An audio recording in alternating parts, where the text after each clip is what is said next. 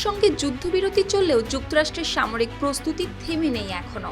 তাদের সেনারা নতুন করে অস্ত্রসজ্জিত হচ্ছে এবং সরঞ্জাম আধুনিকায়ন করছে পরবর্তী মুহূর্তের জন্য।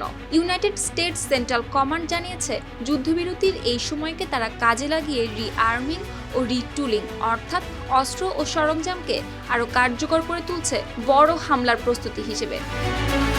মঙ্গলবার সেন্টকম এমন কিছু ফুটেজ প্রকাশ করেছে যেখানে দেখা যায় সামরিক ঘাঁটিতে টানা কাজ চলছে এবং একের পর এক জেট বিমান উড্ডয়ন করছে আকাশে। তবে এই ফুটেজের সময় ও স্থান উল্লেখ করা হয়নি ভিডিওতে। শুধু সেন্টকমের কমান্ডার ব্র্যাড কুপার জানিয়েছে তাদের বাহিনী সবসময় প্রস্তুত যে কোনো পরিস্থিতির জন্য।